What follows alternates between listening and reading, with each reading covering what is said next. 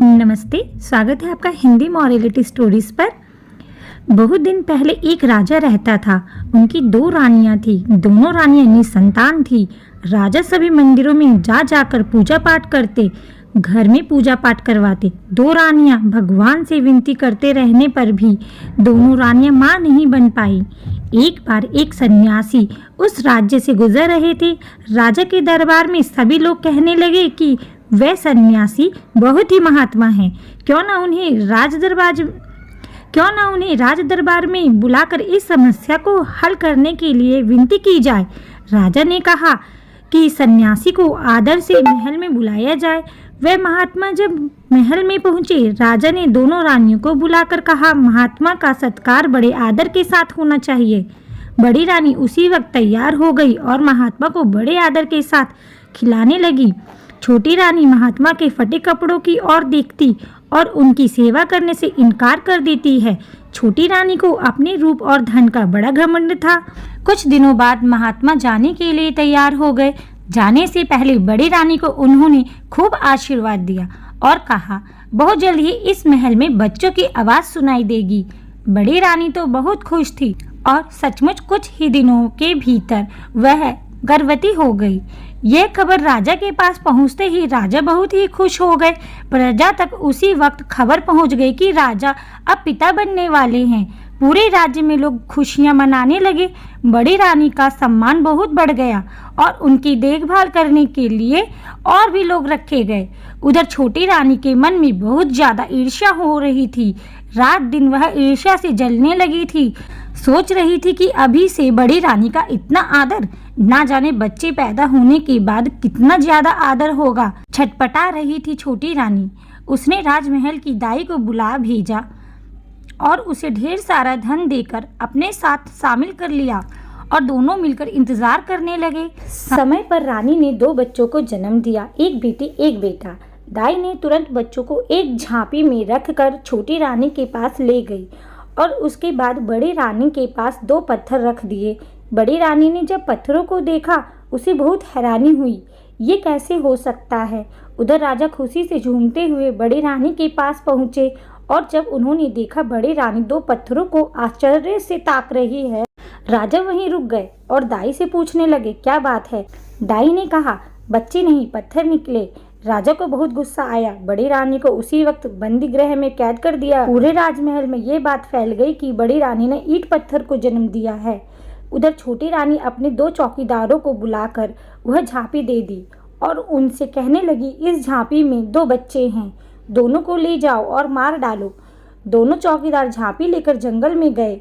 झांपी खोलकर बच्चों को जब देखा, तब दोनों ने निश्चय किया कि बच्चों को वहीं छोड़ देंगे, भगवान बच्चों की रक्षा करेंगे। ये सोचकर वही झांपी रखकर दोनों महल वापस आ गए। छोटी रानी ने जब पूछा, हो गया काम? उन्होंने कहा, हाँ हो गया काम। इधर बड़ी रानी दिन रात पूजा पाठ में लग गई। राजा ने बड़ी रानी को फिर से महल में रहने दिया। बड़ी रानी सुबह से शाम तक पूजा करती रहती। पूजा करने के लिए फूल लाने सिपाही को भेजती। एक दिन आसपास कोई फूल नहीं मिले। सिपाही जंगल से फूल लाने गया। जंगल में सिपाही ने देखा बड़े सुंदर चंपा फूल लगे हुए थे। चंपा और बांस का झाड़ पास पास उगे हुए थे। सिपाही फूल तोड़ने के लिए जैसे ही नजदीक आया, चंपा के झाड़ ने कहा, ए भैया बांस। बांस झाड़ ने कहा, काय बहिनी चंपा। चंपा ने कहा, राजा के सिपाही फुलवा तोड़े बर आए थे। बांस ने कहा, लग जा बहिनी आकाश। जैसे ही बांस ने कहा, वैसे ही चंपा का झाड़ ऊपर की ओर बढ़ने लगा। बढ़ते बढ़ते वह इतना बढ़ गया कि सैनिक फूल तक नहीं पहुंच पाए। सैनिक आश्चर्यचकित होकर ताकते ही रहे।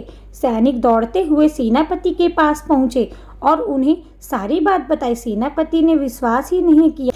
ये सब क्या कह रहे हो? सैनिकों ने कहा, आप एक बार हमारे साथ जंगल चलिए, एक बार खुद देख लीजिए। सेनापति चल पड़े सैनिकों के संग। जैसे ही सेनापति चंपा और बांस के पास पहुंचे, चंपा ने कहा, ए भैया बांस। बांस ने कहा, काय बहिनी चंपा। चंपा ने कहा, राजा के सेनापति फूल तोड़े बर आए हैं। बांस ने कहा, लग जा बहिनी आकाश। चंपा का झाड़ बढ़ते बढ़ते और भी ऊंचे तक पहुंच गया। सेनापति बहुत ही डर गए। दौड़ते दौड़ते पहुंचे मंत्री के पास। अब मंत्री चल पड़े देखने के लिए। चंपा को ऊपर से दूर तक दिखाई दे रहा था। उसने दूर से ही देख लिया कि मंत्री जी आ रहे हैं। ए भैया बांस, बांस ने कहा। काय बहनी चंपा, चंपा ने कहा। राजा के मंत्री फूल तोड़े बर आए हैं। लग जा बहनी आकाश। मंत्री जी जैसे ही पेड़ तक पहुँचे, पेड़ और ऊपर और भी ऊपर तक पहुँच गया। मंत्री जी सीधे पहुँचे राजा के दरबार में। राजा ने कहा, इतना घबरा क्यों गए हो? मंत्री ने कहा, मेरे साथ चलिए राजा जी। सारी बात सुनकर राजा ने कहा, मेरी छोटी रानी भी मेरे साथ चलेगी। ये तो उन्हें भी देखना चाहिए। छोटी रानी को खबर देने वहीं 2 सिपाही पहुंचे, जिन्होंने उन बच्चों को वहां फेंका था। दोनों खूब डर गए थे। छोटी रानी भी डर गई थी। वे जल्दी से तैयार होकर राजा के साथ चल पड़ी। उधर बड़ी रानी फूल के लिए व्याकुल हो रही थी और सैनिकों को बुला भेजी थी, यह जानने के लिए कि वे अब तक फूल क्यों नहीं लाए। बड़ी रानी छोटी रानी के महल के पास से गुजर रही थी। उन्हें छोटी रानी और 2 सिपाहियों की बात सुनाई दी। राजा और छोटी रानी जब जाने लगे, उनकी सवारी के पीछे पीछे बड़ी रानी पैदल ही चलने लगी। बहुत व्याकुल होकर वह चली जा रही थी। चंपा के झाड़ को ऊपर से सब कुछ दिखाई दे रहा था। जैसे ही वे पास पहुंचे, ए भैया बांस, बांस ने कहा। काय बहनी चंपा, चंपा ने कहा। छोटी रानी संग राजा फूल तोड़े बर आए हैं। लग जा बहनी आकाश। चंपा का झाड़ और भी ऊंचा हो गया। राजा दोनों पेड़ों के पास पहुंचकर पूछने लगे, क्या बात है, तुम दोनों भाई बहन हो? कैसी चंपा और बांस बन गए? उसी वक्त बड़ी रानी वहां तक पहुंची। चंपा ने जोर से कहा, ए भैया बांस। बांस ने कहा, काहे बहनी चंपा? चंपा ने कहा, हमर महतारी दुखियारी बड़े रानी है फुलवा तोड़े बर आव थे। रो बहिनी पाँव। चंपा जमीन में झुक गई और बड़ी रानी के पैरों के पास झूमने लगी। साथ साथ बांस का झाड़ भी झुककर बड़ी रानी के पैरों को छूने लगा। इसके बाद चंपा और बांस ने राजा को सारी बात बताई। राजा ने उसी वक्त छोटी रानी को बंद करने को कह दिया अंधेरी कोठरी में और बड़ी रानी से माफ़ी मांगने लगे। बड़ी रानी बड़े दुख से चंपा और बांस को देख रहे थे। ये दोनों मनुष्य कैसे बनेंगे? बड़ी रानी दोनों के करीब पहुंचकर दोनों से लिपट कर रोने लगी। जैसे ही उनके आंसुओं ने चंपा और बांस को छुआ, चंपा और बांस मनुष्य बन गए।